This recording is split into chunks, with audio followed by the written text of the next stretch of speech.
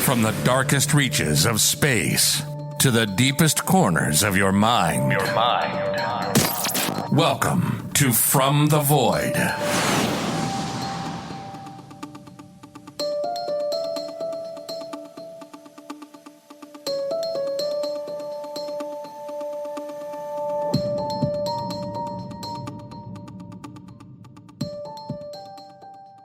Welcome back to part 2 of my interview with journalist and author Tom Shroder. If you haven't listened to part 1 yet, then pause and go back and listen to that first part first before listening to this episode. If you've already heard part 1, then you are in the right place. So without further ado, here's part 2 of Old Souls and Past Lives with Tom Shroder on From the Void.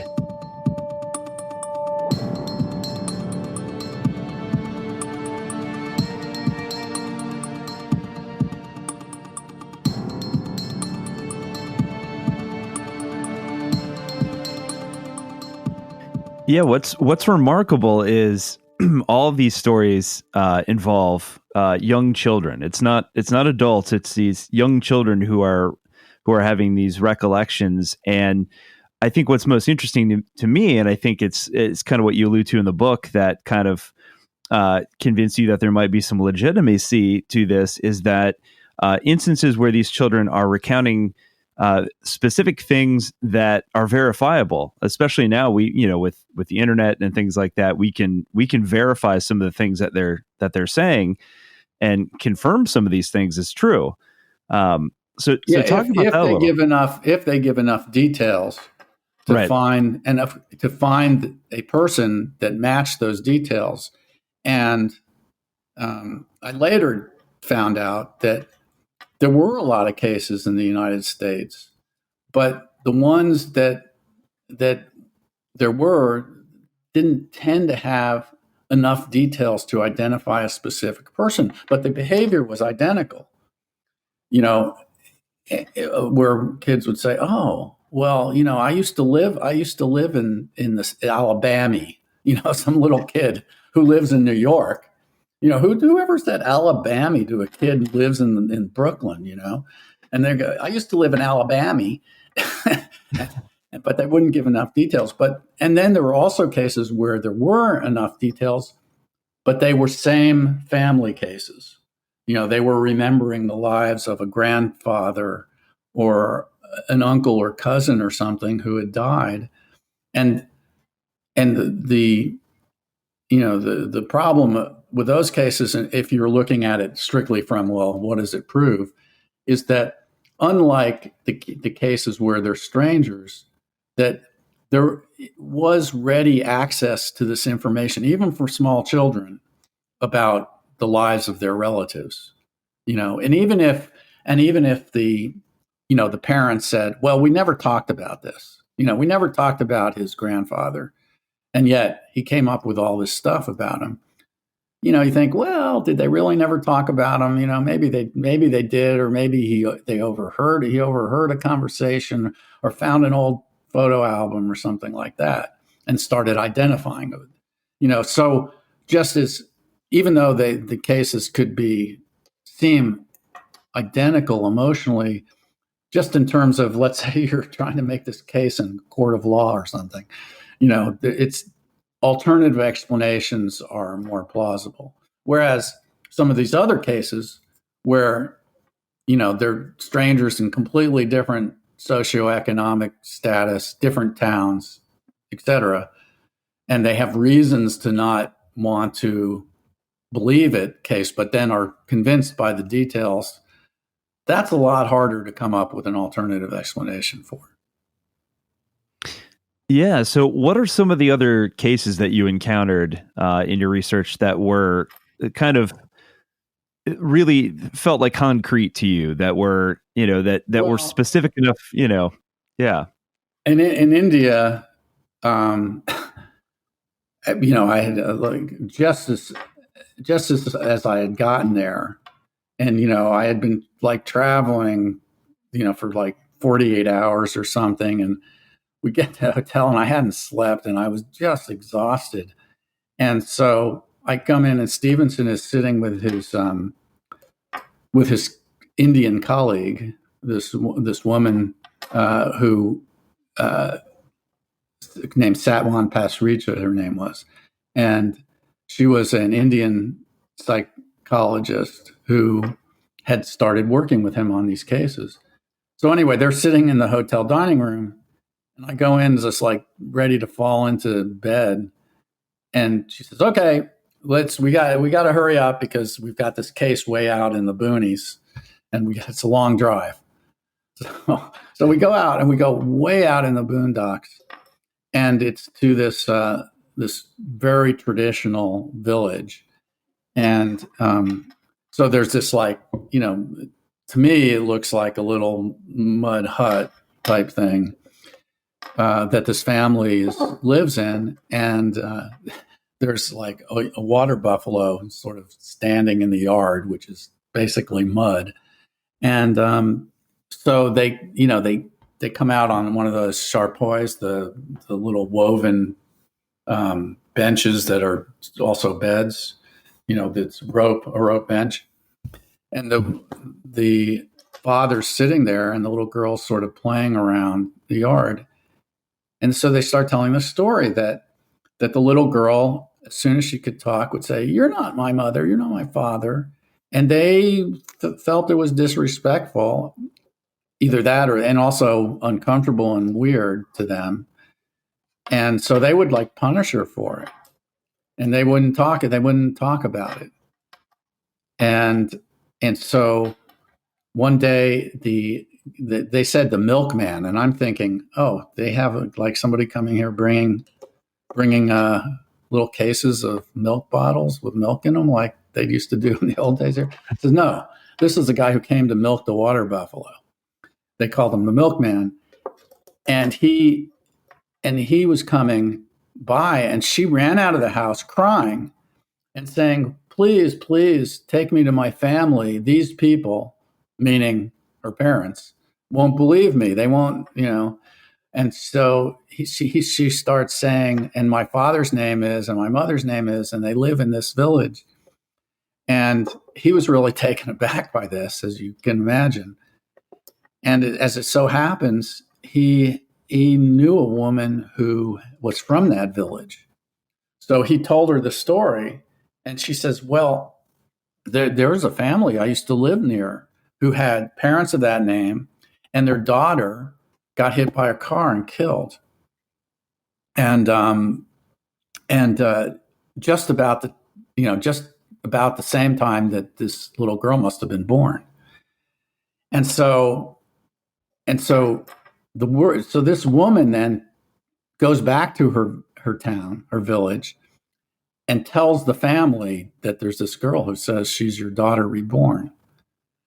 So they decide that the father is going to come with some of the other sort of leading men of the village to check this out without telling anybody, because they're skeptical. And so they all take a bus and they come out to this village, and they walk up there and introduce themselves to the parents. And the little girl's name was Preeti, and Preeti was out playing with her sister somewhere. And so she comes back, and all these people are sitting in this courtyard, and she like gets real shy as she kind of comes through the gate. And then one of the men says, "Preeti, show us who your father is." And there are all these men sitting there. So she goes straight to the father of the girl, and jumps up on his lap and puts her arms around his neck and says, "Daddy, take me home." And so then the family agrees to let her go visit. So they all take her to their village, and they sort of get off at the bus stop. And then she just joyfully like starts running and leads them down through all these little narrow alleys and everything right up to the house. And then she comes we went there and started talking to them. So all the people are like saying, this is what happened. So there are many witnesses to this. And so then she started sort of naming the family members by name.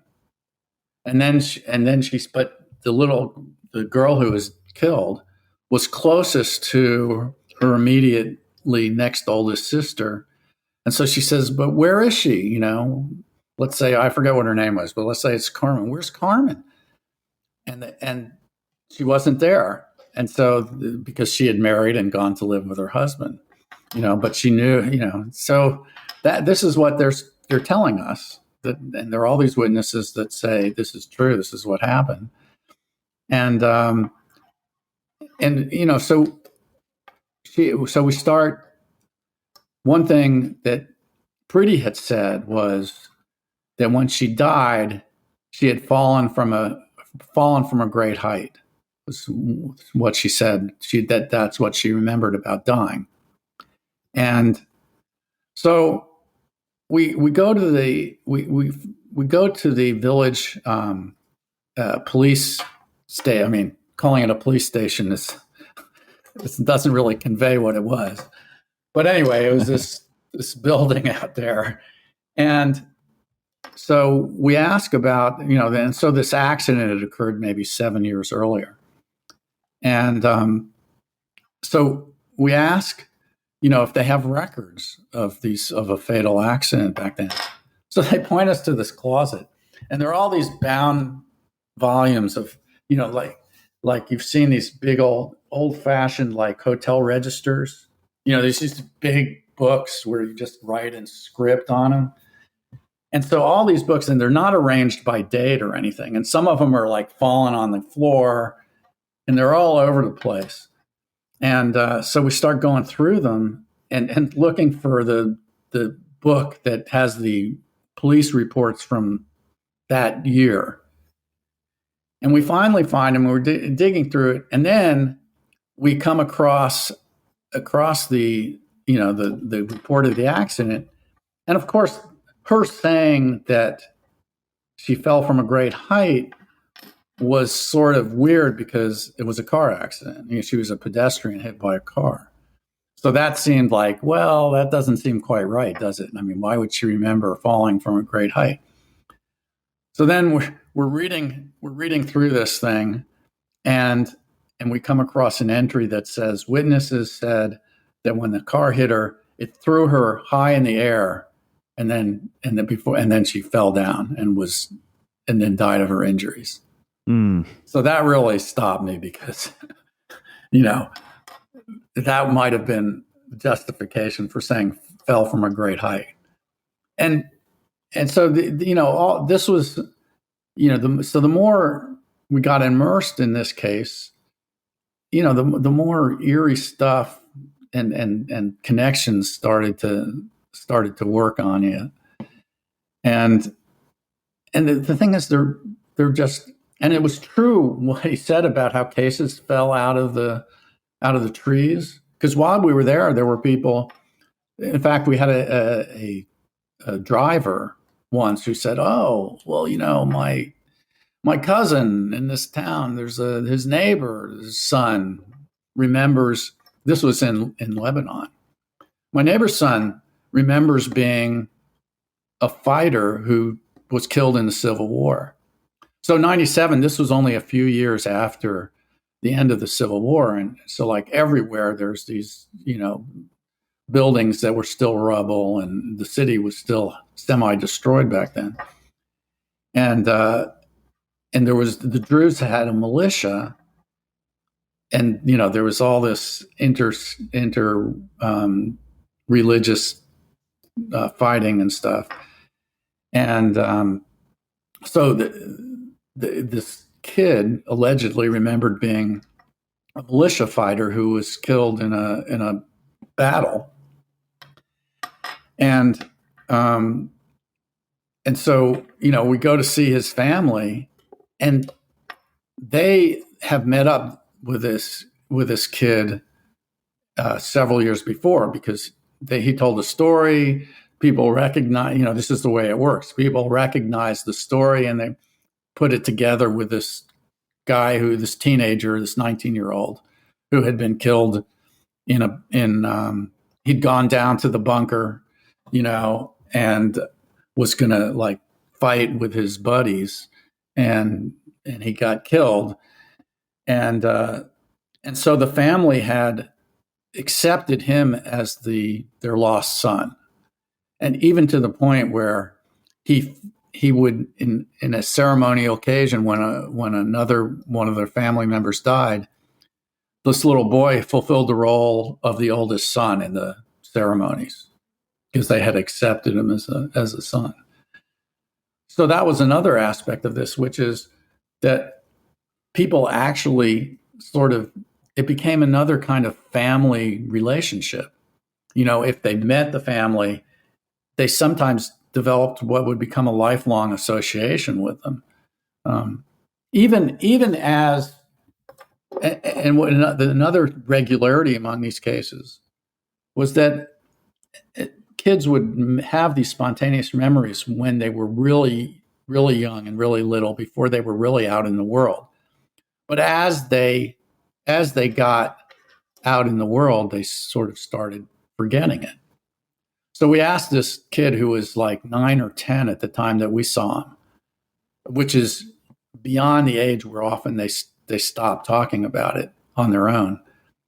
But he was still connected with the family. And I said, well, I mean, do you still remember his life? And he says, well, I was him, but now I'm Fadi, So he was kind of accepting that, hey, you go on and you become somebody else. Interesting. It's almost as if, because they're so young, there's such a small period of time that they are removed from the prior life, which is why maybe perhaps they still have some memory of it. And the older they get and the further removed they are, the more they just kind of disconnect from that prior life. Is that kind of what the kind of going theory was in all this research? It had the impact. Like, if you think about when you have a vivid dream and you wake up in the morning, you can remember the whole dream. But if you then go get a cup of coffee and everything, I'm sure you've experienced this. Suddenly you can't remember the dream. And when you, at the time that you wake up, you thought, oh man, that dream was vivid. I can remember the whole thing. But an hour later, you can't even remember hardly any of it. So, that's the sort of feel that it has. But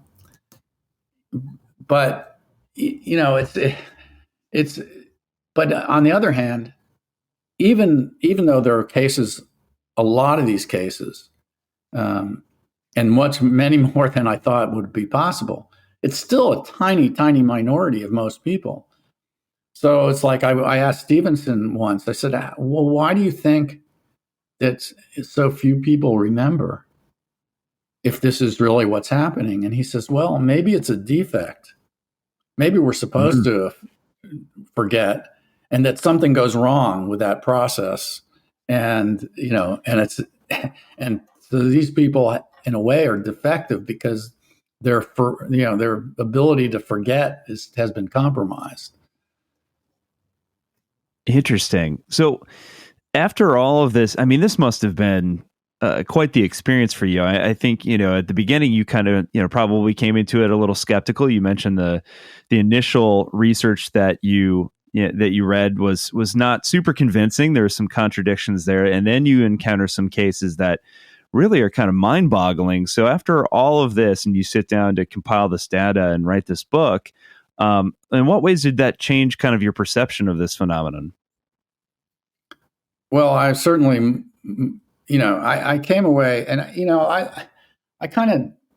I'm very enamored of the scientific method. And the scientific method is that you make a hypothesis and then you can do experiments to sort of check out that hypothesis. And you never totally believe something. What you do is say, okay, here's the theory that fits the facts, but we don't have all the facts, and new facts might come and we'll have to adjust the theory. So, I'm comfortable with not knowing, about the great mysteries of life. I'm comfortable with just sort of investigating and trying to find out real evidence for things and then constructing hypotheses.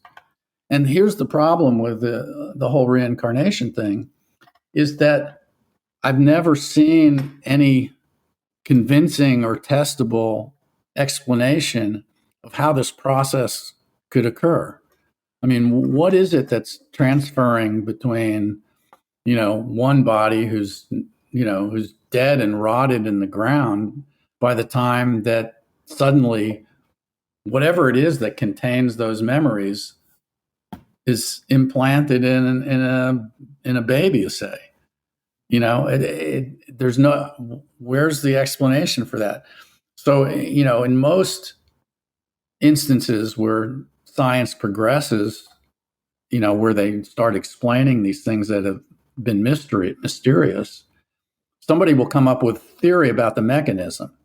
And here you say, well, where's the mechanism? And somebody might say, well, there's a soul. Well, okay, what's a soul? And what's the evidence for a soul? And where do you, how do you measure it? Where do you see it? And there's none of that.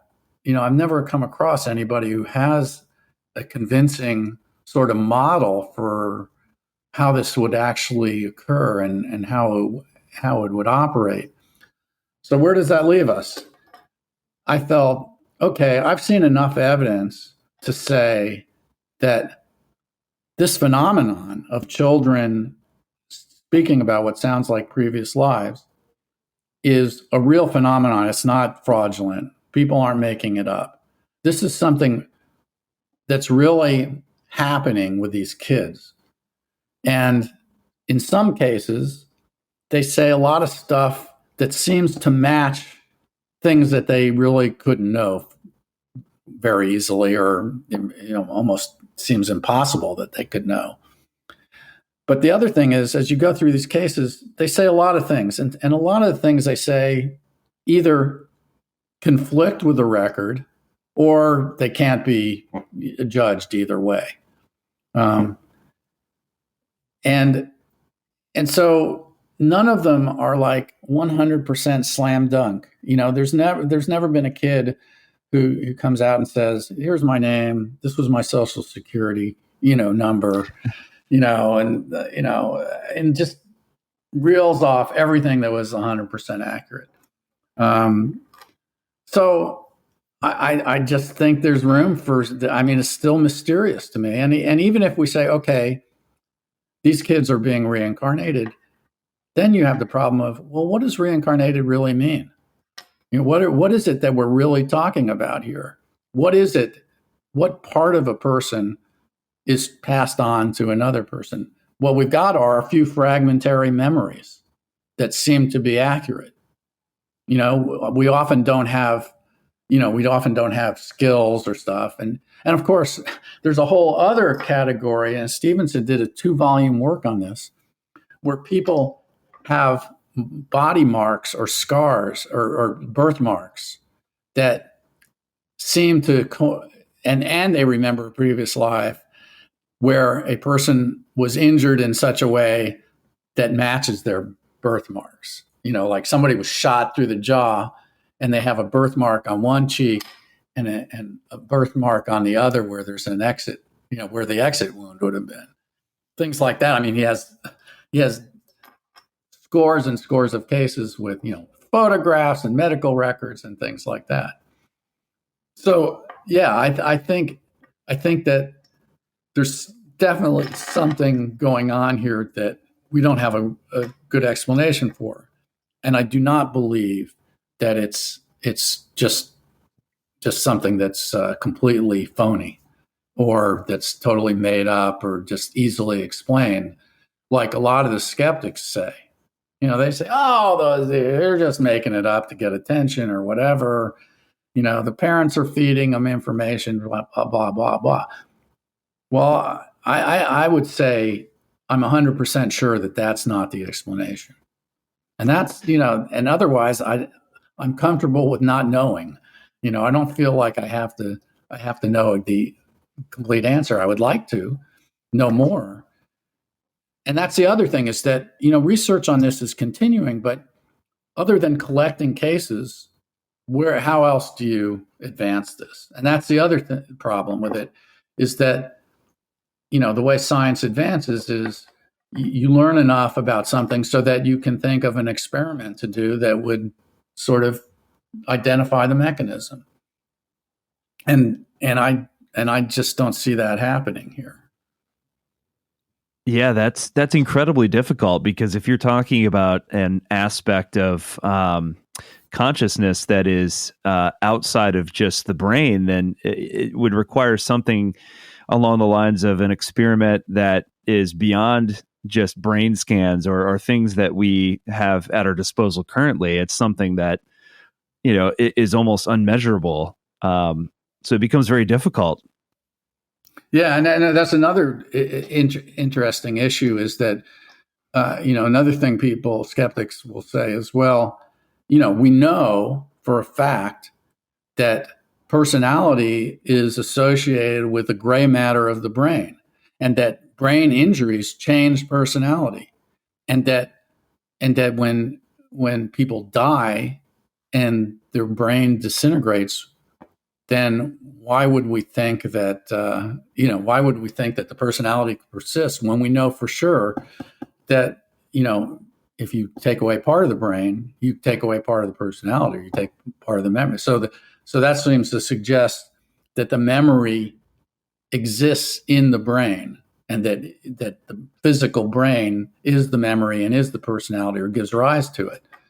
And then the counter argument to that is, well, if you smash a radio, you won't hear the music anymore. But that doesn't mean the radio waves aren't still there. The radio was the mechanism for sensing the radio waves and making them audible. So, maybe the brain is a mechanism for sensing whatever it is that a person is and making it manifest.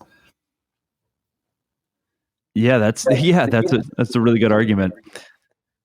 So, any final thoughts on what you learned through this entire experiment? Any final thoughts on kind of what you hope people glean from the book? Well, for one thing, I would hope that people appreciate the life and work of Dr. Ian Stevenson, because he was this courageous guy who, at great personal cost, pursued something that people sort of laughed at him and ridiculed him for pursuing, and that this is a legitimate field of research, and these cases are legitimate puzzles. And I also think that it should remind people that we understand far less about this crazy, mysterious universe we live in than we often tell ourselves that we do.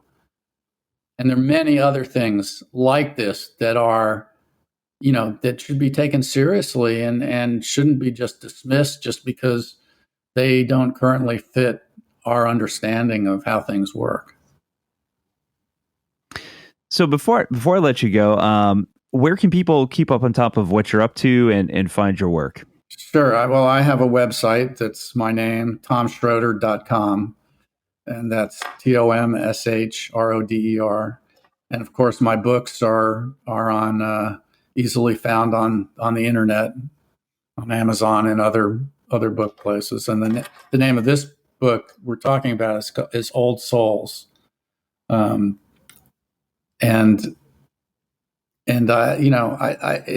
wrote it 20 some years ago now, and I still talk about it maybe like once a month because people are so interested in this topic. It's absolutely fascinating.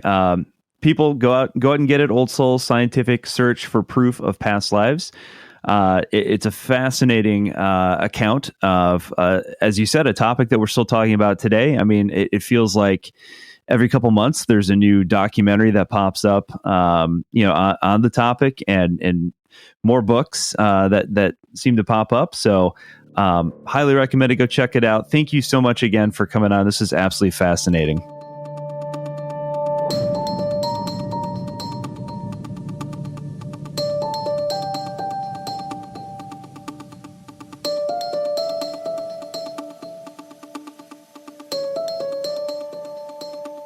What are we to make of these cases where children seem to recall a time where they lived another life? It's easy to simply write it off as a young child's active imagination. But what are we to do when they seemingly are able to recall information that they had no way of knowing? Actual, verifiable information that seems impossible for that child to know. It appears that if this phenomena is real, then children only have a limited window in which to recall this information. So next time your child says something unusual, perhaps it would be a good idea to write it down. You just never know. If you enjoyed this week's episode of From the Void, please consider subscribing, rating, and reviewing. It helps us find new listeners.